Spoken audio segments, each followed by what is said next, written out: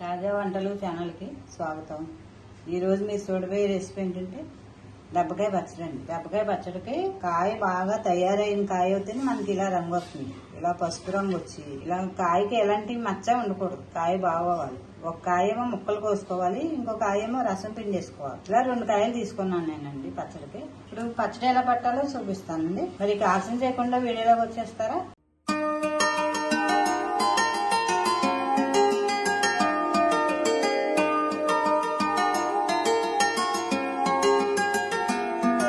Welcome to తాజా వంటలు. నేను మీ స్వరాజ్యలక్ష్మి అండి. 2 దెబ్బకాయలు ఇలా కోసుకోవాలండి. ముక్కలు ఇలా కోసేసుకుని గింజలు తీసేసుకోవాలి. 2 దెబ్బకాయలకి గింజలు వచ్చినాయి అని ముక్కలు కోసుకున్నప్పుడే గింజలు సెపరేట్ చేసుకుని పక్కన పెట్టేసుకోవాలి. గింజ ఉంటే మళ్ళీ ఏరుకోవటం కష్టం అయిపోతుంది. ముక్కలు కోసినప్పుడు అయితే మనకి ఈజీగా వచ్చేస్తాయి. ఇలా ముక్కలు కోసాక ఒక కాయ ముక్కలో ఇలా రసం పిండి వేసుకోవాలండి.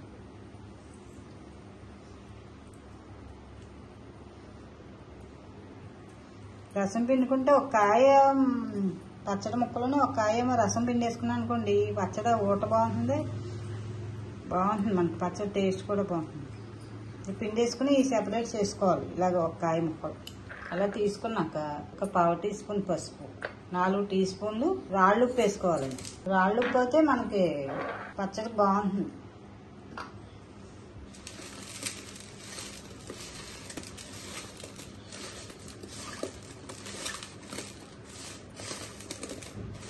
మూడు రోజులు ఇలాగ ఉప్పు పసుపు కలిసిలాగా కలిపేసుకుని ముక్కలకు బాగా పట్టేలాగా పట్టించేసి ఒక జాడీలో పెట్టేసుకుని 3 రోజులు ఉంచాలి.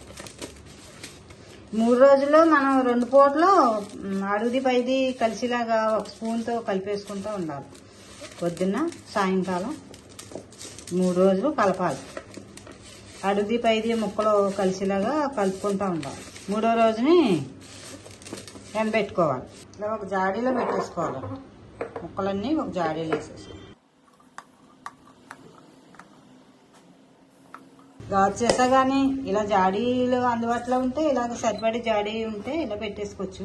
అయితే గాజు చేసైనా సరే ఊటంతా దిగేటప్పటికండి తగ్గిపోతుంది పచ్చడి. ఇంతేముండదు, జాడీలో సకానికి వెళ్ళిపోతుంది. మూత పెట్టేసుకున్నాం. పచ్చడి తాలింపు పెట్టినప్పుడు చూపిస్తాను. ముక్కలు ఎండబెట్టి పచ్చడి తాలింపు పెట్టినప్పుడు చూపిస్తాను. 3 రోజులు ఇలా వదిలేద్దాం పక్కన. స్టవ్ వెలిగించుకునండి. ఒక ఆన్ పెట్టి అది వేడెక్కిన తర్వాత ఒక 1/2 టీ స్పూన్ మెంతులు, అవి కాస్త వేగిన తర్వాత ఒక 1/2 టీ స్పూన్ జీలకర్ర, కొంచెం దోరగా వేగితే సరిపోతుంది. వేగిపోయిందండి. ఇది ప్లేట్లో పోసేసుకుని చల్లారాక అప్పుడు మిక్సీ పెట్టుకో. పాన్ పెట్టుకుని అది వేడెక్కిన తర్వాత దెబ్బకాయ పచ్చడికి తాలింపుకండి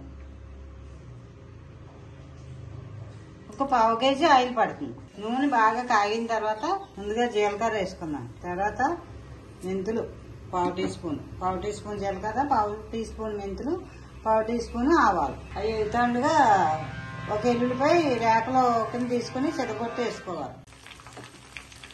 ఎల్లుల్లిపాయ వేగిన తర్వాత 4 ఎండుమిరపకాయలు ముక్కలు చేసేసుకోవాలి. అలాగే కాస్త కరివేపాకు.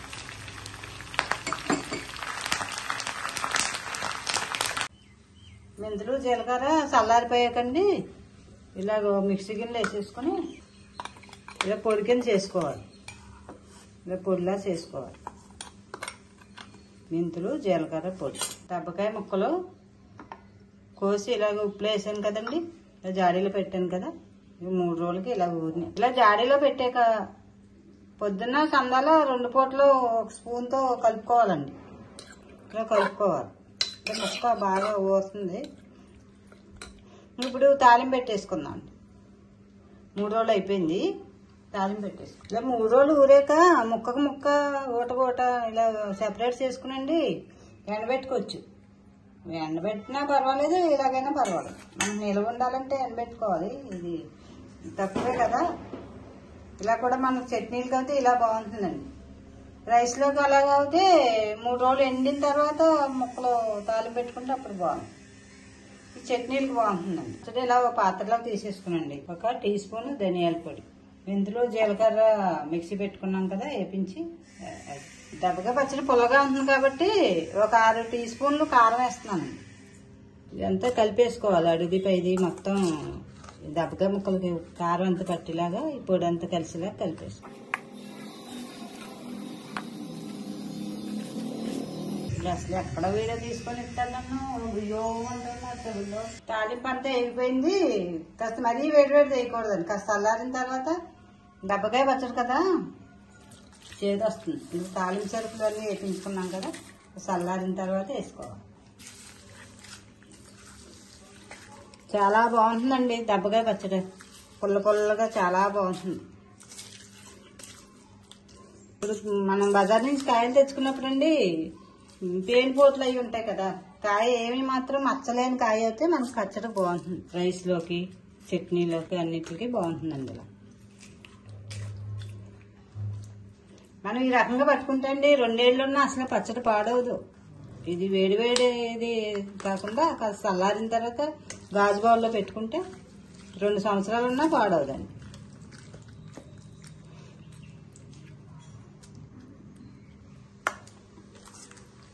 మీరు కూడా ఇలా ట్రై చేస్తారా? చూడండి దెబ్బకాయ పచ్చడి ఎంత బాగుందో. చూస్తేనే ఇంత బాగుంది, తింటే ఇంకెంత బాగుంటుందో. Please subscribe, share and like. Thank you.